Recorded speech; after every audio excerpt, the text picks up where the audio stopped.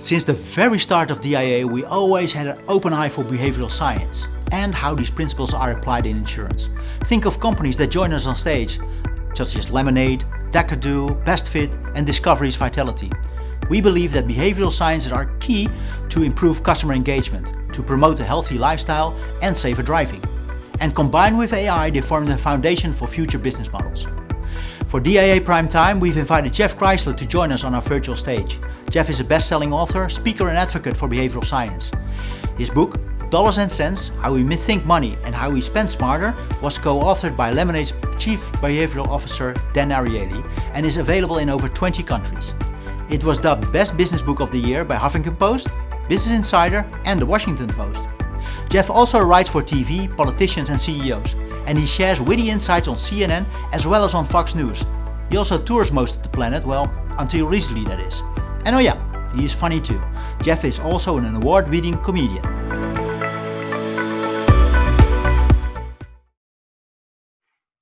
Oh, hi. Grab yourself a drink and pull up some stools and let's talk a little bit about consumer decision-making for the digital insurance industry. Oh, look, we don't have much time. We're all going to die soon. So let me just ask you all a few questions. Grab your drink. Raise your glass if you know, roughly speaking, the price per liter to fill up your car. Keep your glass up if you know, roughly speaking, the price per liter to heat your home. All right. Raise your glass if you regularly use a credit card. Keep your glass up if at the end of the month, you know exactly what your credit card bill will be. I see a couple liars out there pretending they know. Finally, raise your glass if at some point in the last 2 weeks you went to bed and you promised yourself that the next day you're going to wake up and get some exercise. Okay, keep your glass up if raising your glass is all the exercise you've gotten in the last 2 weeks. Yeah. So I ask these questions just as a very simple way to introduce the basic concept of behavioral science. Behavioral economics, you may have heard it referred to, decision-making science, nudging. It's really the study of the unconscious forces that guide us to make decisions, whether that's in the financial industry, healthcare, or in this case, the insurance industry. And it's so important to understand. Really quickly on those sets of questions I asked you. The first set of questions was basically, what's the price per liter of energy? In one context, we're very familiar. A car, and another, our home, we're not. This reflects something called mental accounting, how the source and use of our money or any sort of item, the source and use of it ultimately helps us file it in different mental accounts, and those different accounts are different areas that we're more familiar with and that we value more accurately. Second question about credit cards really shows the immense power of credit cards to distort our valuations. In this case, what I think is important to recognize is how they separate the time of decision, right, when you decide to buy an item, a dinner, a movie, and the consequences of that decision, right, when you pay for it a month later. The longer the time there is between the decision and the consequences, the harder it is for us to evaluate that choice and make the right and rational decision. But the final question about exercise is really the most important. Through all this, the overarching issue is one of self-control. We can't keep a promise to ourselves to get exercise, do something we know is going to make us feel healthier and happier, make our lives longer, make our family in better condition, make everything better. We can't keep that promise to ourselves. So how can we be expected to keep promises to our friends and family, our creditors, our coworkers, our insurance companies, whoever it may be? We can't. And these are just some of the basic challenges that are revealed in the field of behavioral science, behavioral economics. And I wanted to address it in terms of consumer decision-making for the insurance industry because I think this is a really vital moment for the field. We have a ton of data, right? For years, a decade and a half more now. Data science has been plowing ahead. We know everything about what consumers do, where they go, what they click, what they buy, how they act. But it's time to combine the how and the what with the why. Combine the data science with the people science, understanding why folks make the decisions that they do, and then we can help them get to better decisions. There's one takeaway that I always ask for any talk, whatever industry, is to understand that decision-making is hard. It's hard for everyone, even the experts. Right? Because a lot of times we think of decision-making as simple, like look at the graph, look at the charts, right? Decide what the number should be. That's not how it really is. It seems like that when you're advising other people, right? Like if you're telling someone, hey, you should insure against this catastrophe, or you should save this much for your retirement, or you should put aside money for your kids' college. When you're advising other people, it's easy. When you think about yourself, right? Those are your kids. That's your future. That's a catastrophe that might affect you. Suddenly, what comes flooding in? What do you feel? Emotion. Emotion. Emotion is the hidden variable in the consumer decision-making equation. And it's something that's often overlooked in traditional economic theory, in traditional actuarial tables and measurement of why and how people are going to do things. Right? And that's what behavioral science tries to capture, the emotion of stress and uncertainty. Talk about living in a pandemic, stress and uncertainty. Look, this bar is empty, right? Because people won't go out because of the stress and uncertainty. Now, behavioral economics doesn't just throw away traditional economics. It just layers this emotion on top of this irrationality, right? Traditional economics says you go into a market and there's milk there for 10 cents more than in the market next door. You're going to buy the market next door. You're going to go next door to get it, right? But reality, human reality says no, right? You've got a screaming baby in the car. You've got texting some client. You're talking on the phone with somebody else. Like you've got stress and uncertainty. You've got things to do, right? You don't have time to go next door. That's what behavioral economics takes account of. Stress and uncertainty that makes us make irrational decisions, poor value judgments, because we're humans. That's what we have to consider when we think about folks dealing with digital insurance of any type. You can't change human nature. We cannot change human nature. But if we understand human nature, understand why folks do the irrational things that they do, then we can help create systems and products and services so that human nature is used for our benefit and our clients' benefit instead of having it be used against us and them. Right? We can help people get to the good outcome instead of being caught up in all their human failings. Not only that, if we understand human nature, then we, the providers of the service and the communication, we can go to where our clients are instead of fighting so hard to bring them to where we are. Oftentimes, we try to say, hey, look at it this way. Why don't you understand what I'm trying to see? Look at my perspective. Instead, we can go to their perspective and say, oh, I see what you see. Well, let me help you get to where you should go. And that way, long-term, we are no longer salespeople. We become trusted advisors. And in many ways, that is ultimately the goal, right? To help people get to better outcomes and to become trusted advisors, the ones that they can count on to help them make their decisions. So that's a very broad, rough introduction to behavioral science. It's about understanding human nature, decision-making. How does it play out in the consumer decision-making, particularly in the insurance industry? I'm glad you asked. I want to talk about a few principles that apply broadly to consumer decision-making and a few that apply to the insurance industry.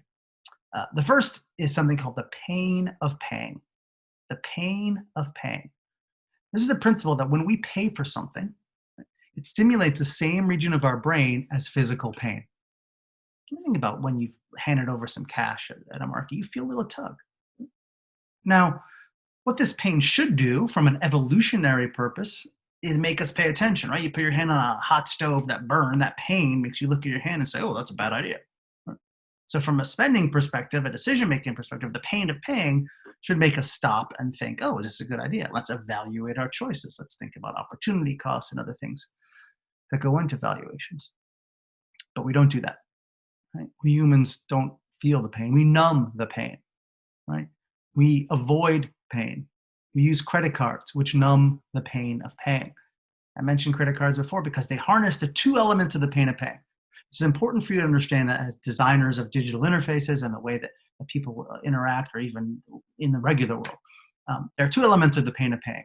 One is the time. I mentioned this before, the time between a decision and the consequences of that decision. The more time there is, the less likely we are to be able to accurately evaluate that decision and think rationally about it.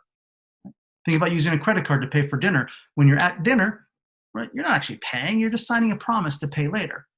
And then later comes, and that decision was 3 weeks ago. And think about insurance. Right? When you're making a decision which insurance to purchase or whether or not to purchase at all, right, that decision the consequences of it are way in the future, years, decades. Not only that, they might not even come. So how can you properly evaluate, the chance of me getting sick or dying or a catastrophe or an accident? Like, how can you, accurately process that if there's the time between is too great? That element of the pain of pain is important to realize and recognize. The other aspect of the pain of pain that credit cards do a good job of, and also certain designers, is the salience, how much you're aware of even making a decision. Right? Sometimes we think of this in terms of friction. Right? You're designing something, like how many times you stop someone to think about it. And when it comes to financial decisions, there's a whole range of, paying cash is most advanced, or most painful, then debit cards, credit cards, and on to all these digital payment methods that make it almost seem seamless. Now, the pain of paying and making things less salient or most salient, like, you can dial that up or dial it down. And that's ultimately what you have to decide as designers. So what are the goals, right? Like, if you want people to stop spending, you increase the pain of paying, and they'll start thinking about it. If you want them to increase spending because it's for their savings or for its insurance, it's to their benefit, then you can design interfaces that decrease that pain of paying and make it more automatic. The next item I want to talk about, and I'm giving you the quick overview, so if you have any questions, I'm of course always available for this, is something called operational transparency. A lot of times consumers judge the value of a product or service by the effort that's gone in. People will pay a locksmith more, who's taken like an hour to open their door and fumbled around and sworn and broken things. They'll pay that locksmith more than one that opens the door in a minute. Ultimately, they're paying for incompetence, but in their mind, they see all this effort being made, and that's how they judge the value of it. And this is a challenge for digital services, because we don't see the effort. Right? That's why things like Kayak and Domino's Pizza and others, they have the progress bar, right? Or you see a lot of times the websites will list all the things that they eliminated, right? Oh, we didn't provide you these 100 options, we're providing these 2 for you. Showing that effort can make a big difference. Right? And particularly something that's really already hard to value the worth of an insurance brokering, or insurance product or service. The more you can show the value of what's being offered, the work that's gone into it, the better served you'll be. Social proof is another principle that's important for all consumer decision making. This is the idea, we may have heard of this, is peer pressure. We sort of go along with what others are doing. In the absence of knowing what we should do, and look, when it comes to life insurance, when it comes to health insurance, when it comes to all these things, like, we don't really know what we should do as consumers. We'll look to what others like us are doing, and that's the key. Others like us. The tighter the peer group, the more likely we are to follow along with them and do what they're also doing. Right? We feel everyone who is has a young family and is a mid-level professional gets this type of insurance. That type of information can guide us. It can nudge us along. Probably the most important broad consumer decision-making aspect is something called mental accounting. I mentioned this earlier with the energy, with the oil and the gas. This is when we treat items, both our money and the product or service, differently depending on how we categorize them, right? The source and use of it. Right? The classic example is if you get a $1,000 a year, $1,000 a month raise in your salary, you tend to fold that into your serious money, your serious spending. Whereas if you get a $12,000 bonus, that seems like fun money. You treat it differently. Right? The same is true how we think about discretionary spending. Let's go out for drinks. Let's go for movies. We have a little budget here. And how we think about serious spending, right? Our healthcare, our housing, our bills. As an insurance industry people, you've got to understand how you're categorized and how people think about that. Like, insurance is serious, right? It's in the bills area. It's hard for people to think about. It's uncomfortable. It's not fun. People are not frivolous with it like they will be with these other things. Right?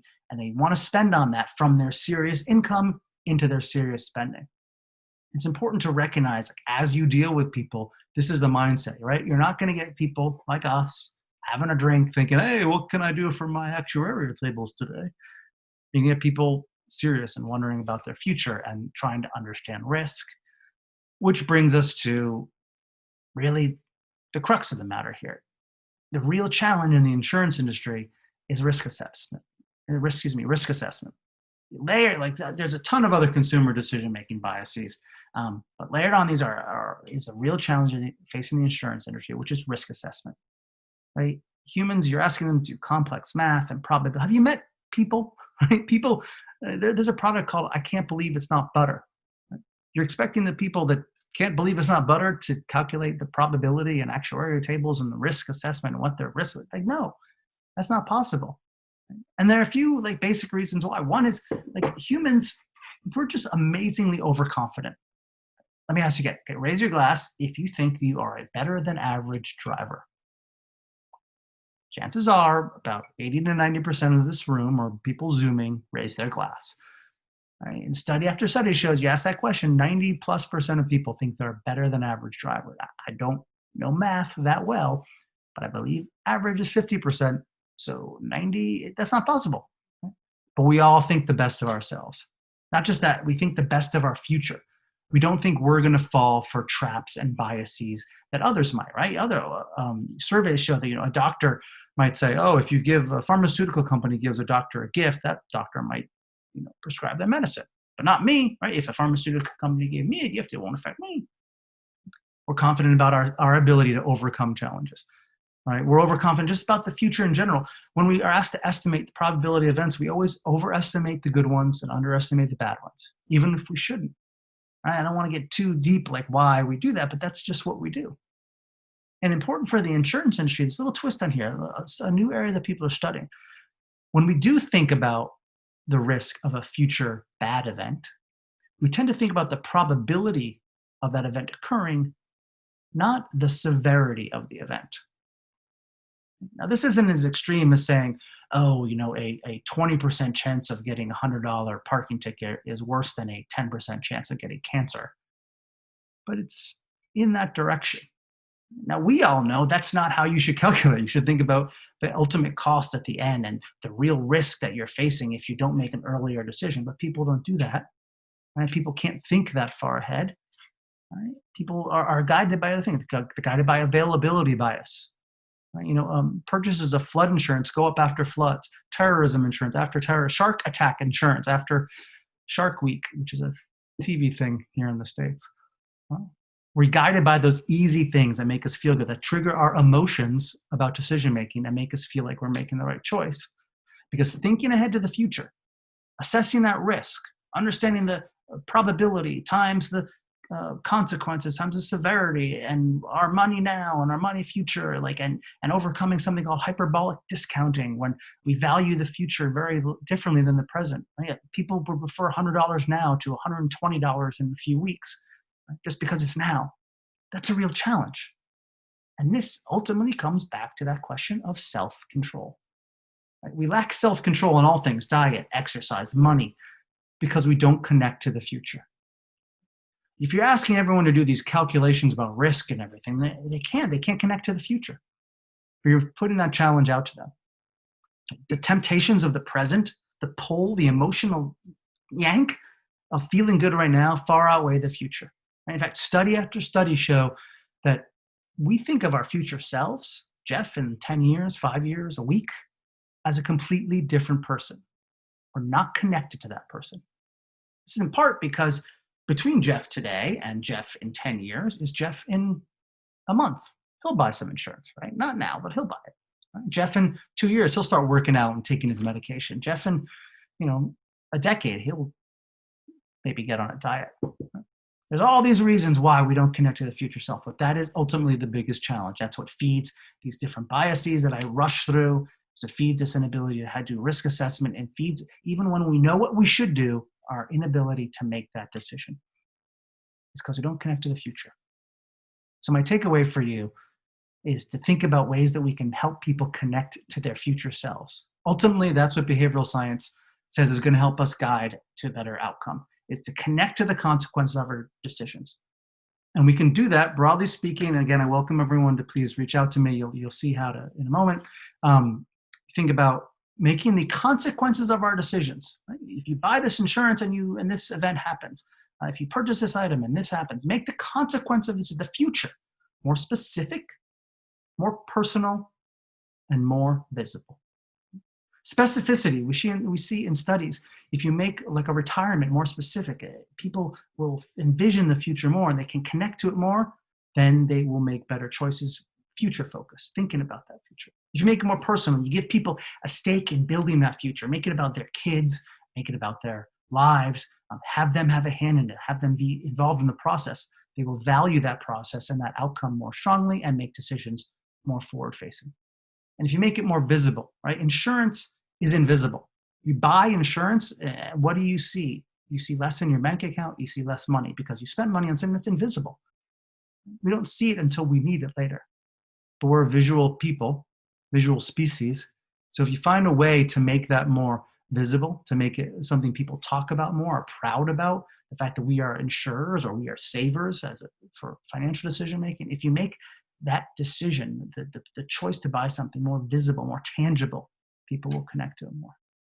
My final thought is, people often ask, how do I structure this stuff into my own decision making? And I think about my kids, right? I have these two beautiful little alarm clocks, and I'm just amazed. That makes it personal and visible and specific for me. And they're beautiful. I'm so lucky. My wife is Catholic, and I'm Jewish. And as you may or may not know, that means, Catholic and Jewish, our kids are cashews. So realized that was a little nutty, but I got to go. We're out of time. The bar's about to close. It's last call. You can track me down at jeffkreisler.com. I'm sure my information is elsewhere.